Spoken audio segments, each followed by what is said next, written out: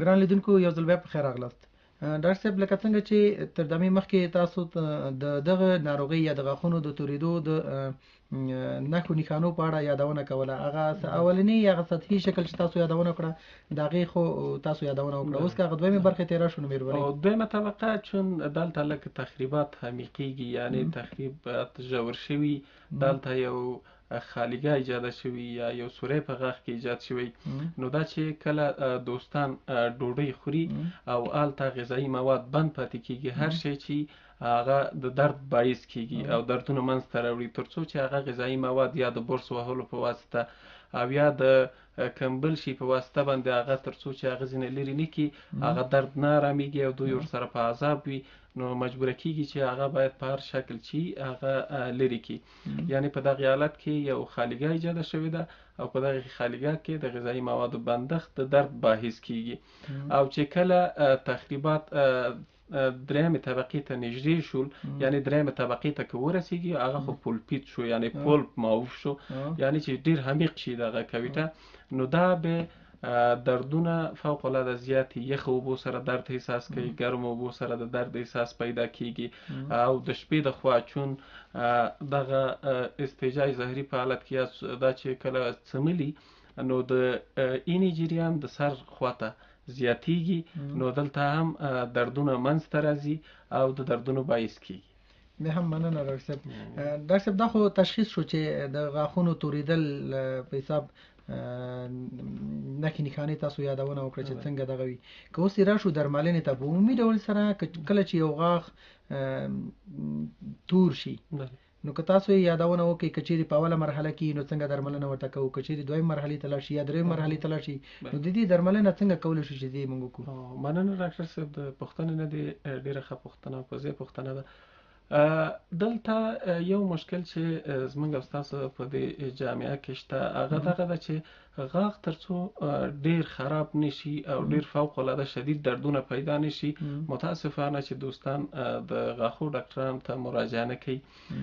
په خارجي ملکونو کې په ټوله نړۍ کې هر 6 میاشتې بعد هر څوک خپل مخصوص ډاکټر لري او هغې ته مراجعه کوي. که ډېر معمولي تخریب د غاښ په سطحه کې پیدا شوی، هماغه وخت کې د هغې مخنیوی کوي، یعنی وقایه یې کوي. نو زما دوستان هیله دغه ده چې کله متوجه کیږي چې غاښونو ډېر جزئي مشکل پیدا کړی، نو باید ډاکټر ته مراجعه وکړي تر څو په هماغه ابتدا کې د دغې مشکل په رفع کې اقدام وشي.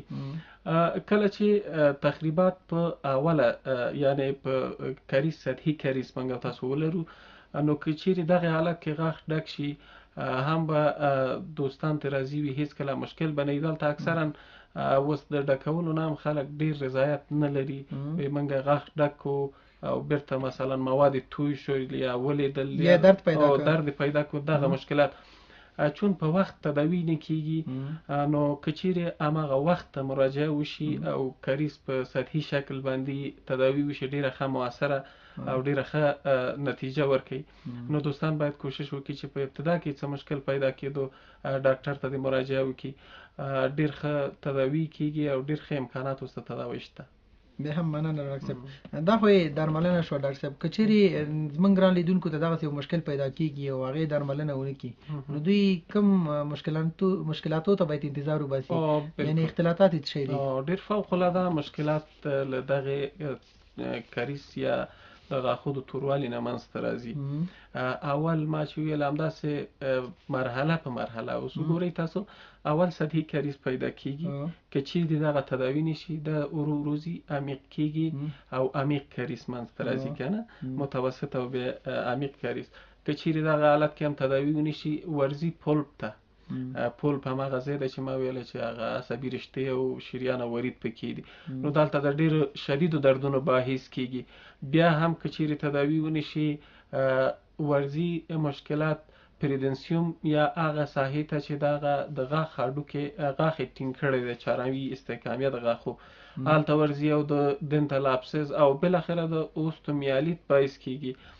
نو دوستان زما تقاضا دغه ده چې هر څه زر که غاښ توریږي یا مشکلات ورته پیدا کیږي عاجل د ډاکټر ته مراجعه وکړي ترڅو هغوی د دغه مشکل په رفع کې اقدام وکړي. ډاکټر صاحب اوس راځو همدغه بحث ته، د دې لپاره چې دغسې یو غټ مشکل د غاښونو په برخه کې زموږ ګران لیدونکو ته پیدا نه شي، نو دوی باید څه شی وکړي د دې لپاره چې دغه مشکل پیدا نه کړي؟ نو هغه وقایه یا مخنیوي لپاره دوی څه شی کوم تدابیر څخه باید استفاده وکړي؟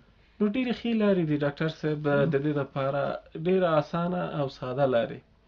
دوستان کولی شي چې کله چې غذایي مواد خوري نو خپل غاښونه د منظم برس کړي، د برس نه د استفاده وکړي. په لومړي سر کې اوس ډېر دوستان هم چې مونږ ته کلینیک ته راځي دغه شکایت کوي چې زه غاښونه منظم برسوم ولې بیا هم زما غاښونه مشکل لري او غاښونه مې خرابېږي. نو د برس نه مونږ ته هېڅ ګټه نه رسېږي. حال دا چې برس وهل خپل میتود لري ډاکټر صاحب. په لومړي سر کې باید دوی د تارونو نه استفاده وکړي. کله چې ما مخکې هم ویله چې غذایي مواد د غاښو په مسافه کې نښلي بیا د غاښونو د توروالي باعث کېږي. البته کومو تارونو څخه راځي؟ دنتل فلو ورته وایي یا د تارونه دي چې نخونه په درملتونونو کې پیدا کېږي. یو خاص تار دی. او خاص تار دی چې په ابتدا کې باید دوی هماغه کوم د غاښونو یو غاښ 15 سطحې لري ډاکټر صاحب. اول که موږ تاسو وګورو چې برس ویل کېږي دا که موډل ما نه راوړی، یو مخکې ته سطحې ده، شاته سطحې ده، دغه چې ډوډۍ پې ژویو د بل غاښ په اړخ ته او بل غاښ اړخ ته، یعنی 15 سطحې شوې په یو غاښ کې.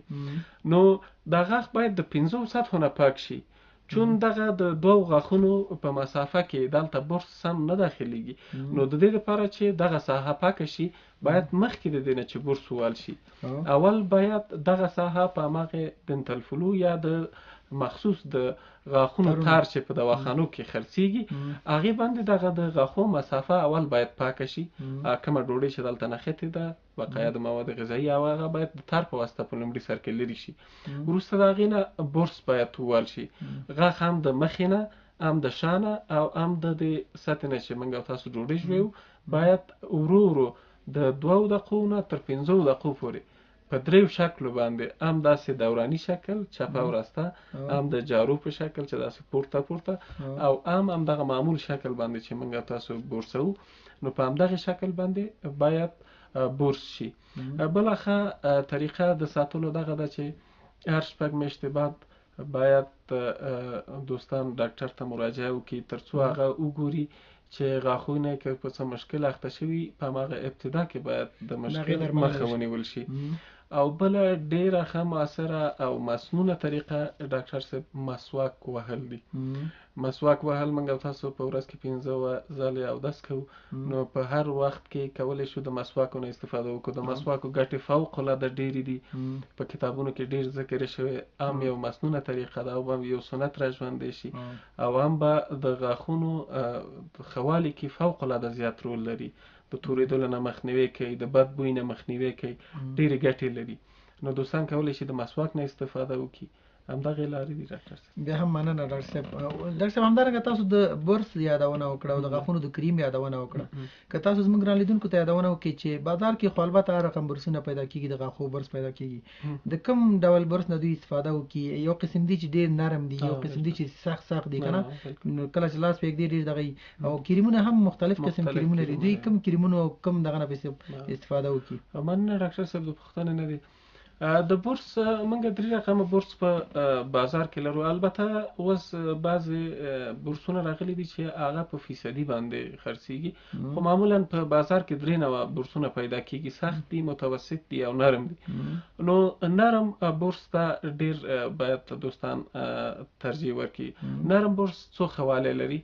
اول ښه والی خو دغه دی چې په خپله برس ډېر زر خرابېږي، یعنی باعث د دې کېږي چې باید دغه برس لرې شي او بل برس واخیستل شي، یعنی ډېر استفاده ته ونه شي.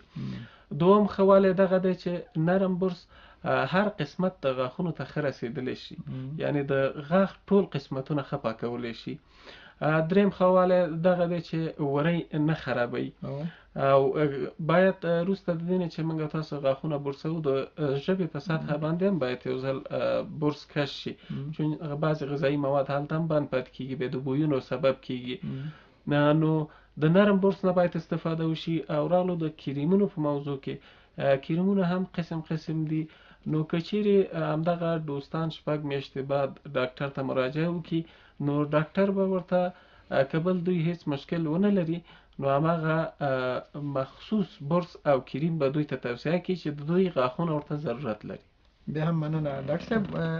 دلته خو څرنګه چې د غاښونو د توریدو موضوع د زمونږ، نو که اوس راشو دې ته چې دغه برس وهل یا غاښونه باندې کریم وهل، دا په څه وخت کې باید د دې نه استفاده وشي او په ورځ کې څو ځلې کولی شو دې نه استفاده وکړو؟ څرنګه چې دغه خپله دغه کریمونه هم یو خاص جوهر لري، یو ذایقه لري، دا په غاښو باندې خاص تاثیر بد تاثیر نه لري؟ د برس ټایمونه خو 3 ټایمه په معمولا په کتابونو کې ذکر کوي چې وروسته د هر خوړلو نه باید غاښونه برس شي. ولې که وروسته د هر غاښونو نه وخت نه وي او په وظیفه کې نشي کولی چې یو څوک برس وکړي، نو د شپې د خوا مخکې د دې نه چې استراحت کېږي باید حتما برس ووهل شي. دا ولې باید د شپې د خوا ووهل شي؟ چون موږ او تاسو د شپې د خوا ویده کېږو، د ورځې د خوا خوراک کوو، څښاک کوو، د خولې دغه لعاب چې دي دا زیاتي، او د دې دنده هم یوه دنده دغه ده چې دغه زموږ او ستاسو غاښونه پرې مینځي دغه لعاب د خولې. او مخکې هم ما وویله چې یو ډیمنرالایزیشن او ریمنرالایزیشن، نو کله چې غاښ منرال له لاسه ورکوي، د خولې په لعاب کې هغه منرالونه موجود وي. د منرالونو وظیفه د لاړو وظیفه هم همدغه ده، یا د خولې د لعاب چې هماغه منرالونه بیرته راوړي دوباره د غاښونو سطحې ته، که چیرې ورته زمینه مساعده وي چې دوباره پرې نصب شي. نو د شپې د خوا موږ تاسو خوراک هم نه کوو، څښاک هم نه کوو، او هغه غذایي مواد چې د غاښو په مسافه کې بند پاتې دي، که هغه د شپې د خوا لرې نه شي، میکروب ته کافي زمینه مساعدېږي چې د هغې نه استفاده وکړي او د غاښونو د خرابوالي باعث شي. یعنې مخکې د دې نه چې موږ تاسو بستر ته ځو باید حتما غاښونه برس شي.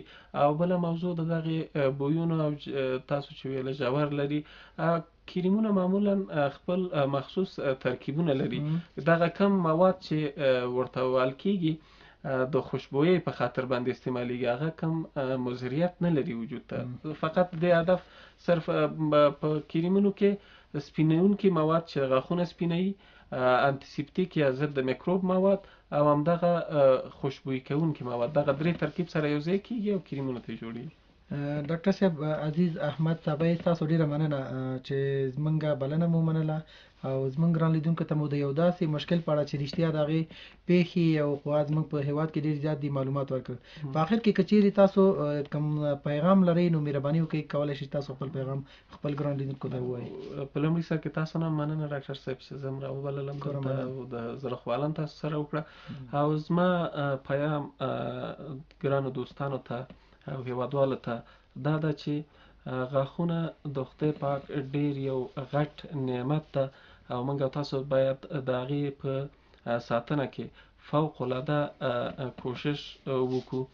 خپلو غاښونو باندې سخت مواد چې متاسفانه زموږ او ستاسو په ملک کې بادام، چهارمغز، دا شیونه په غاښو باندې ماتوي، د دغې نه ځان وساتو. د تنباکو او د دخانیاتو د دغې شیانو نه ځان په کلکه وساتو. خپل غاښونه برس کړو، هر 6 میاشتې بعد باید ډاکټر ته مراجعه وکړو تر څو د ښو غاښونو خاوندان واوسو موږ او تاسو. که چیرې زموږ او ستاسو غاښونه ښه وي، نو موږ او تاسو به د وجود له نظره هم ښه یو، او که غاښونه ښه نه وي، نو موږ او تاسو به هم ضعیف او ناتوانه یو. بیا هم مننه. تاسو ته مننه. ګران لیدونکو، دا وه زموږ د دې اونۍ د روغ رنځونه چې تاسو ته مو وړاندې کړه. تر بیا مو په بخښونکي خدای سپارم. الله مو مل شه، خوشحاله